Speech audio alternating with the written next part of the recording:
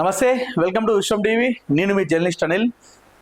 Bus ప్రమాదంలో 19 మంది సజీవమైనటువంటి ఘటన దేశవ్యాప్తంగా ఈ వార్త కలిచివేస్తూ ఉంది. హైదరాబాద్ నుండి బెంగళూరుకు వెళ్తున్నటువంటి కావేరీ ట్రావెలర్స్ అనే ఒక బస్సు కర్నూలు జిల్లాలోని చిన్నటేగురు వద్ద ప్రమాదానికి గురైంది. సో ఇందులో 19 మంది సజీవ దహనం కాగా 20 మంది అలర్ట్ అయి తప్పించుకొని ప్రాణాలతో బయటపడ్డారు. అయితే ఈ ప్రమాదానికి గల కారణం ఏంటంటే, కర్నూలులోని చిన్నటేగురు వద్ద ఆ సమీపంలో వెళ్తుండగా ఈ కావేరీ ట్రావెలర్స్ అనే బస్ ఒక బైక్ను ఢీకొట్టింది. బైక్ ఢీకొట్టిన వెంటనే ఆ బైక్ అదేవిధంగా ఆ బస్సు ఈ ఢీకొట్టిన వెంటనే ఆ ఘర్షణ జరిగి మంటలు చెలరైనాయి. ఈ మంటలు చెలరేగి ఇంజన్ నుండి అంటే బస్సు ముందు భాగం నుండి ఆ మంటలు అంటుకొని తర్వాత పూర్తిగా బస్సు మొత్తం కూడా వ్యాపించడం జరిగింది. అయితే ఇందులో చాలా మంది కూడా బస్సే చాలా స్పీడ్లో ఉన్నాడు, బస్సు డ్రైవర్ నిర్లక్ష్యంతో ఇదంతా జరిగింది, ఆ బైక్ని ఢీకొట్టి ఇదంతా జరిగినట్టుగా మనకు వార్తలు వచ్చినాయి. చాలా రకాలుగా సోషల్ మీడియాలో మనం చూసిన వార్తలన్నీ కూడా. అయితే ఈరోజు ఒక సీసీ కెమెరా వీడియో వచ్చింది. ఆ వీడియో చూసిన తర్వాత అందరూ కూడా ఈ బస్సు ప్రమాదం గల కారణం ఎవరైతే ఆ బైక్ ఢీకొట్టిందో, బైక్ను ఢీకొట్టాడో ఆ బైక్ డ్రైవర్ ఎవరైతే ఉన్నారో శివశంకర్ వల్లనే ఈ ప్రమాదం జరిగినట్టుగా అయితే చాలా మంది చెప్తా ఉన్నారు. సో ప్రస్తుతం మీరు చూసుకోవచ్చు, ఇది ప్రమాదం జరగక ముందు ఒక 20 నిమిషాల ముందు గల సీసీ కెమెరా వీడియో. ఏదైతే ప్రమాదం జరిగిందో అక్కడ నుండి ఈ పెట్రోల్ బంక్కి జస్ట్ 2 కిలోమీటర్ల దూరంలో ఉంది. ఇక్కడ పెట్రోల్ బంకులో పెట్రోల్ కోసం వచ్చిండు శివశంకర్. ఇక్కడ ఎవరు లేకపోయేసరికి ఇక్కడ నుండి వెళ్ళిపోయాడు. ఇక్కడ వెళ్ళిపోయిన తర్వాత ఇక్కడ నుండి జస్ట్ ఎగ్జాక్ట్గా 2 కిలోమీటర్ల దూరంలోనే ఈ ప్రమాదం చోటు చేసుకుంది. సో ఒకసారి బైకర్ శివశంకర్ ఆ రాత్రి సమయంలో మీరు చూసుకోండి, ఇక్కడ డేటు 24/10/2025 2 గంటల 22 నిమిషాల 54 సెకండ్ల వద్దకు ఈ పెట్రోల్ బంక్ రావడం జరిగింది బైకర్ శివశంకర్. సో మీరు చూస్తే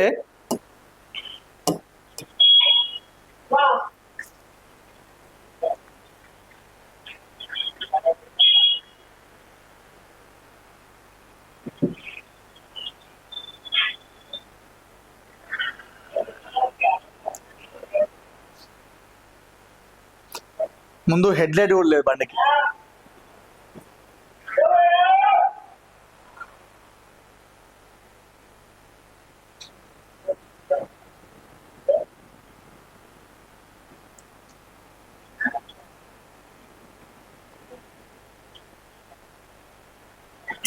బంకులో ఎవరు లేరు, అరుస్తున్నాడు. బైక్ సైడ్కి పెట్టేసిండి వెళ్ళిపోయాడు. పెట్రోల్ బంకులో ఎవరు లేరు అని చెప్పేసి వాళ్ళ కోసం చూస్తూ ఉన్నాడు, అరుస్తున్నాడు.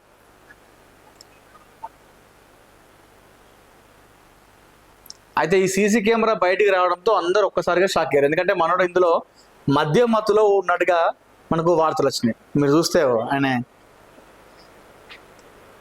ఆయన ప్రవర్తించిన తీరు చూడండి ఒకసారి, ఇప్పుడు అబ్జర్వ్ చేయండి ఒకసారి.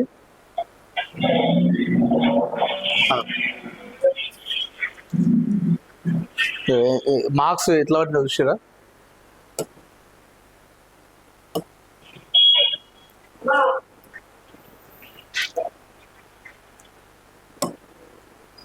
మధ్య మత్తులో ఉన్నాడు బైకర్ శివశంకర్. సో ఈ రోజు వచ్చిన CCTV ఫుటేజ్ ఇది. దీని ద్వారా మళ్ళీ విచారణ మొదలు పెట్టడం జరిగింది పోలీసులు, ఎవరు తప్పని చెప్పి. అది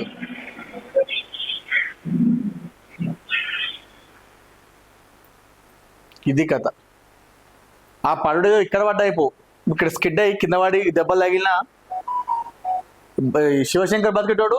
పాపం 19 మంది ఆ అగ్నికి ఆగుతయ్యే వాళ్ళు కూడా కాదు.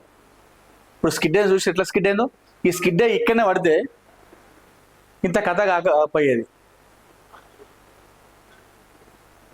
19 మంది బతికేటోళ్ళు, శివశంకర్ కూడా బతికేటోడు, దెబ్బలతోనే బయట పడేటోడు. ఆ స్కిడ్ ఈడబడ్డైపో కాకుండా స్కిడ్ అయ్యిండు, అయినా కూడా అంత స్పీడ్లో వెళ్ళిపోయాడు. హైలైట్ ఏంటంటే ఇద్దరు వచ్చారు బైక్ మీద, మళ్ళీ ఒకటే వెళ్ళిపోయాడు. సో ఇది జరిగిన కథ. సో మళ్ళీ పోలీసులు దీని వీడియో ద్వారా మరొకసారి విచారణ మొదలుపెట్టారు. ఎవరి తప్పు అయినా జరగాల్సిన నష్టం జరిగిపోయింది. 19 మంది సజీవ దహనం అయిపోయారు.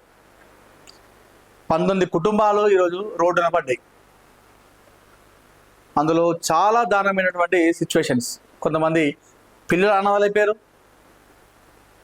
కొంతమంది తల్లిదండ్రులు అనాథలైపోయారు. ఎవరు చేసిన తప్పు ఎవరు అనుభవిస్తారు? పాపం వాళ్ళు ఇంకాసేపు అయితే బెంగళూరు చేరుకుంటాం అని చెప్పేసి అందరూ నిద్రలో ఉన్నారు. నిద్రలో ఉన్నవారు నిద్రలో ఉన్నట్టుగా చనిపోయారు. ఏం జరుగుతుందో అని తెలుసుకుని లేకపోయే జరగాల్సిన నష్టం జరిగిపోయింది. ఆ ఎవరో చూసిన వాళ్ళు 20 మంది అలర్ట్ అయిపోయి వెంటనే ఆ గ్లాస్ మొత్తం బ్రేక్ చేసిందట. ఆ కావేరీ ట్రావెల్స్ బస్సు కూడా కరెక్ట్ లేదు. ఎగ్జిట్ ఎక్కడ అసలు ఎక్కడ ప్రమాదం జరిగితే ఎలా తప్పించుకోవాలి ఏంది ఇష్టం వచ్చినట్టుగా ఇప్పుడు అది నా ఆల్ ఇండియా మొత్తం పర్మిట్ పెట్టుకున్నారట, ఎక్కడికైనా తిరగచ్చు అని చెప్పేసి. దానిపైన మస్తు చలాలు ఉన్నట బస్సు పైన. ఇది జరిగిన కథ. మొత్తానికైతే 19 మంది సహజీవమైనటువంటి ఈ బస్సు ప్రమాదం ఏమవుతుందో అది ఈ బైక్ను ఢీ కొట్టడం ద్వారా జరిగింది. సో ఈ బైకర్ శివశంకర్ మద్యం మత్తులో ఉండి ఇష్టానుసారంగా నడపడం వల్లే ఆ రాత్రి సమయంలో, ఎందుకంటే హైవే, సో హైవే అంటే ఆ పెద్ద ఏసీ బస్సు కాబట్టి మినిమం 100, 120, 140 స్పీడ్లో వెళ్తూ ఉంటుంది బస్సు. ఆ బండికి హెడ్ లైట్ లేదు. ఎవరు ఈ బైకర్ బండికి కూడా హెడ్ లైట్ లేదు. ఎటు నడిపిండు ఎటు వేయండు అసలు ఎట్లా మిస్టేక్ అయిందో తెలియదు. కానీ మొత్తానికైతే ఆ బస్సును ఆ బైకు రెండు ఢీకొని మంటలు చెలరేగి పెద్ద ప్రాణనష్టం జరిగింది. గతంలో 2013లో ఇలాంటి తరహాలు జరిగింది. కాకపోతే అది డైరెక్ట్గా ఫైర్ అయిపోయింది, దేన్ని కూడా డాష్ ఇవ్వలేదు. అది ఇంకా చాలా పెద్దది, 40 మందికి పైన చనిపోయారు పాపం 2013లో. అది కూడా సేమ్ కర్ణాటక వెళ్ళేటువంటి బస్సే, హైదరాబాద్ నుండి. సో ఇది మొత్తానికైతే వాళ్ళకి ఏం తెలియదు, ఏం జరుగుతుందో ఏం తెలియదు. అంటే బస్సు ఎక్కిన తర్వాత కూర్చుంటారు, మళ్ళీ లేచిన తర్వాత వాళ్ళ గమ్యస్థానం వచ్చినాక దిగుతారు. కానీ చాలామంది కూడా ఎక్కేటప్పుడు దిగేటప్పుడు కానీ మనం పక్కన దానిపైన ఎమర్జెన్సీ ఎగ్జిట్ అని చెప్పేసి ఉంటారు, రాస్తూ ఉంటారు కదా. సో అది చూసి కూడా మనం పట్టించుకోం, లైట్ తీసుకుంటాం. మనం ఎక్కిన తర్వాత కూడా ఏ బస్సు కూడా మనకి చెప్పడు, ఆ బస్సు డ్రైవర్ కూడా మనకి చెప్పరు. ఇట్లా ఫస్ట్ బస్సు ఎక్కినాకనే ఫస్ట్ డ్రైవర్ అనేటోడు డిస్ప్లే చేయాలి స్టార్ట్ అయ్యే ముందు. సో ఇది ఉంటుంది, ఏమైనా జరిగితే ఏదైనా అనుకోని సంఘటన జరిగితే ఇలా వెళ్ళాలి, ఇలా రావాలి, ఇట్లా వెళ్ళాలని చెప్పేసి చెప్పాలి. కానీ ఎవరు కూడా చెప్పరు, మనం కూడా అడగము. ఎందుకంటే మనం సీట్ దొరికిందా, మనకు పడుకోవడానికి మంచిగా, కూర్చోడానికి మంచిగా వీలుందా, కంఫర్ట్ ఉందా అని చెప్పి చూసుకుంటాం. కానీ బస్సు కరెక్ట్ ఉందా, కండిషన్లో ఉందా అని చెప్పేసి మనం అడగం. ఎందుకంటే మనం తొందరగా వెళ్ళాలి కదా. ఏసీ వస్తుందా, విండోస్ ఉన్నాయా, పడుకోవడానికి వీలుగా ఉందా, కూర్చోడానికి వీలుగా ఉందా, బెడ్లు మంచిగా ఉన్నాయా, ఇది వరకే మనం చూస్తాం. ఆ బస్సు కండిషన్ అవసరం లేదు, బస్సు డ్రైవర్ ఎట్లా ఉండడం మనకు అవసరం లేదు, ఏది కూడా అవసరం లేదు. ఇక నుండి అయినా మీరు బస్సు ఎక్కేటప్పుడు బస్సు కండిషన్ కానీ, బస్సు డ్రైవర్ ఎట్లా ఉన్నాడు, ఇవన్నీ మనం నేర్చుకోవాలి. ఇప్పుడు నేను కూడా ఎన్నో బస్సులు ఎక్కినా కానీ ఏ బస్సు డ్రైవర్ కూడా ఎవరు కూడా చెప్పలేదు ఇప్పటివరకు.